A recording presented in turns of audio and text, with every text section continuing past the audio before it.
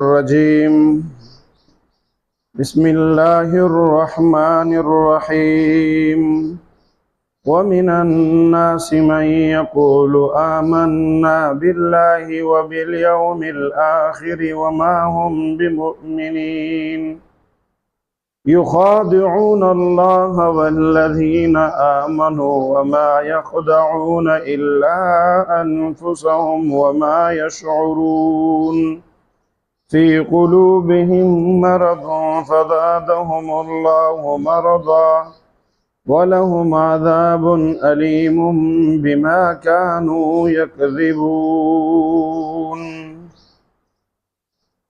और लोगों में से वो लोग जो कहते हैं कि हम अल्लाह और आखिरत के दिन के ऊपर ईमान लेके आए, वमा हुम बिमुमिनीन, हालांकि वो ईमान नहीं लेके आए।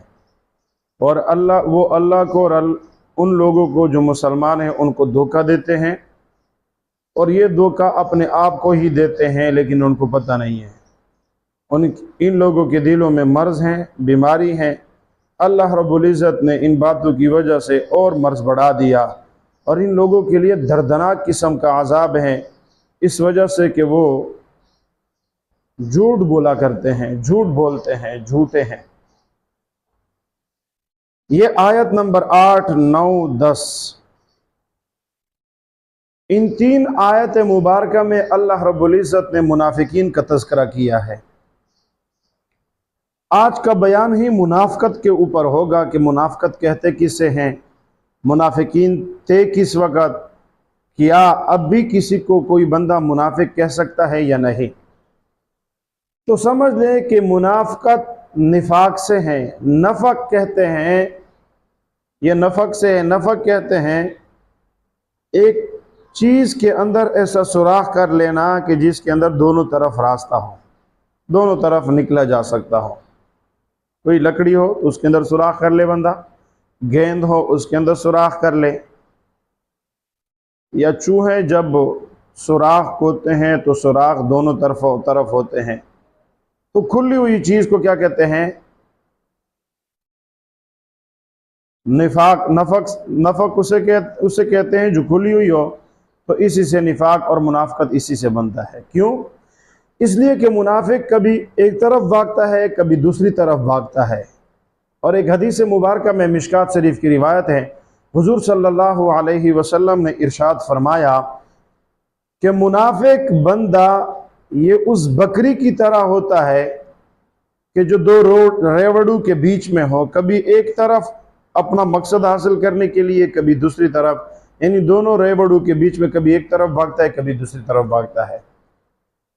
तो मुनाफिक बंदा किसी एक हालत पे नहीं रहता, इसी वजह से ये लफ्ज़ इनके लिए ताबीर किया गया। मुनाफिकीन ये हुजूर सल्लल्लाहु अलैहि वसल्लम के ज़माने के अंदर जब आप अलैहिस्सलातु वस्सलाम मदीना मुनव्वरा में तशरीफ़ लेके आ गए तो औस और खज़रज कबीले वाले लोग मुसलमान होना शुरू हो गए।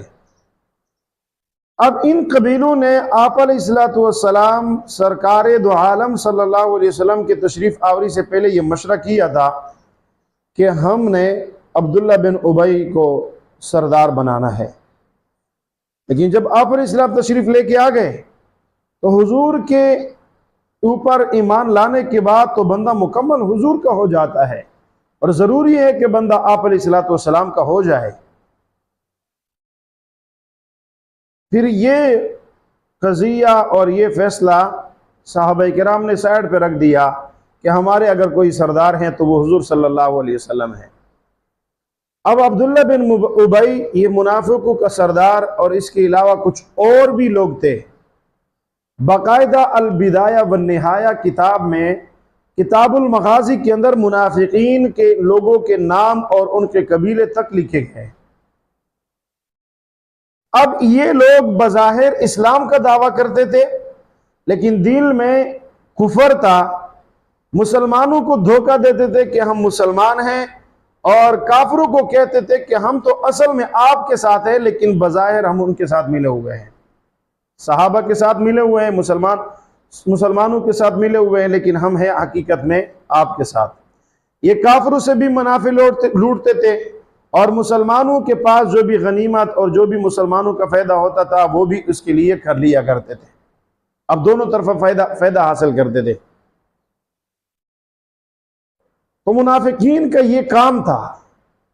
हुजूर सल्लल्लाहु अलैहि वसल्लम को सब बताया गया कि ये बंदा मुनाफिक है, ये बंदा मुनाफिक है, ये बंदा मुनाफिक है। मुनाफिकों का सरदार वो अब्दुल्ला बिन उबई था। और हुजूर सल्लल्लाहु अलैहि वसल्लम ने हजरत हुज़ैफा बिन यमान रज़ियल्लाहु ताला अन्हु को बताया भी था कि ये फलां फलां है। और मुनाफिकीन के बारे में अल्लाह के महबूब ने जो कुरान हमें सुनाया, अल्लाह के कलाम के अंदर दो टोक ऐलान है, इन्नल मुनाफिकीना फी दरकिल अस्फली मिनन नार, के मुनाफिकीन ये जहन्नम के सबसे निचले दर्जे में होंगे। हुजूर सल्लल्लाहु अलैहि वसल्लम को एक मर्तबा जिब्राइल ने जब जहन्नम के दर्जात बताए कि फलां दर्जे में यहूदी होंगे, फलां में नसारा, फलां में मजूसी, फलां में फलां, फलां में फलां, तो फरमाया मुनाफिकीन जहन्नम के सबसे निचले दर्जे में होंगे, क्योंकि ये इस्लाम को खोखला करते हैं, मुसलमानों को धोखा देते हैं। सही बुखारी में हजरत हुज़ैफा बिन यमान रज़ियल्लाहु तआला की ये रिवायत मौजूद है। फरमाया कि अब हुजूर सल्लल्लाहु अलैहि वसल्लम के बाद या तो इस्लाम है या कुफर है। कोई बंदा किसी पर मुनाफिकत का फतवा नहीं लगा सकता कि ये बंदा मुनाफिक है। अल्लाह रब्बुल इज़्ज़त ने अपने नबी को बताया था कि ये मुनाफिक है, लेकिन बाद में कोई बंदा किसी को पर फतवा नहीं लगा सकता। सही बुखारी की रिवायत। हाँ, अलबत्ता ये बात नहीं है कि कोई बंदा मुनाफिकत से काम ले और वो बंदा मुनाफिकीन के साथ ना उठे क़ियामत के दिन। आज भी अगर कोई निफाक करेगा, बज़ाहिर इस्लाम का दावा, मुसलमानों के सामने मुसलमानों की बातें, और असल में काफिरों के साथ मिला हुआ हो, तो याद रखिए इस बंदे का हशर भी इन लोग मुनाफिकीन के साथ होगा जो हुजूर सल्लल्लाहु अलैहि वसल्लम के ज़माने के अंदर थे। उनका सरदार अब्दुल्ला बिन उबई है। हुजूर सल्लल्लाहु अलैहि वसल्लम ने निशानियां बताई, आयतुल मुनाफिक़ी सलास, इज़ा वअद कज़बा व इज़ा हदस कज़बा व इज़ा वअद अख़लफ़ा व इज़ा तुमिना ख़ाना, कि जब बोलता है तो झूठ बोलता है और जब वादा करता है तो खिलाफवर्जी करता है, जब अमानत रखवाई जाती है तो ये अमानत के अंदर खियानत करता है। ये मुनाफिकों की निशानियां हैं। हाँ, फिर मुनाफिकों की निशानियों के ऊपर इस वक्त फतवा नहीं लगा सकता। हो सकता कोई बंदा किसी और बात की वजह से झूठ बोल रहा हो या निफाक से काम ले, मुनाफिकत से काम ले रहा हो, है तो निशानियां मुनाफिकत की, लेकिन उस रिवायत की वजह से कोई बंदा किसी पर हुक्म नहीं लगा सकता कि तो मुनाफिक है। मुनाफिकों का काम यह था, ये हुजूर सल्लल्लाहु अलैहि वसल्लम को धोखा देते थे। किस तरीके पे?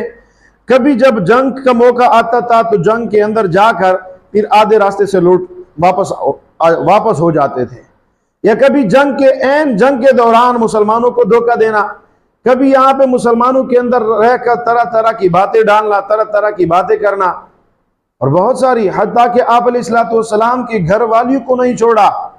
मेरे महबूब सल्लल्लाहु अलैहि वसल्लम के सबसे लाडली बीवी हमारी माँ अम्मी आयशा सिद्दीक़ा रज़ियल्लाहु तआला अन्हा पर बहतान बांधा, और ये जुर्म अजीम है। मुनाफिकों का काम यह था। कुरान मजीद में अल्लाह रब्बुल इज़्ज़त ने अपने महबूब को तसल्ली दी कि आपने सब्र करना है। ये लोग आपको धोखा देते हैं, ये कहते हैं कि हम इनको धोखा दे रहे हैं, आपको धोखा नहीं दे सकते, आपके साथ अल्लाह की मदद है। ये लोग अपने आप को धोखा दे रहे हैं।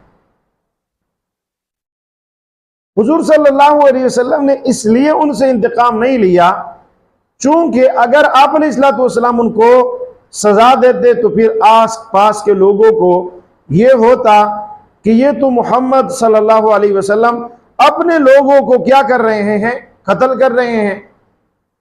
इस वजह से आप अलैहिस्सलातु वस्सलाम ने हिकमत बसीरत के साथ काम लेकर, और हुजूर ने इस वजह से भी छोड़ा कि हो सकता है कि अल्लाह इनको फिक्र करने की तौफीक दे और इस्लाम की हिकमत और इस्लाम के जो फवायद है उनके अंदर वो सोच और फिक्र करे, गौर व फिक्र करे, कुछ फ़ायदा हासिल कर ले, मुसलमान हो जाएंगे।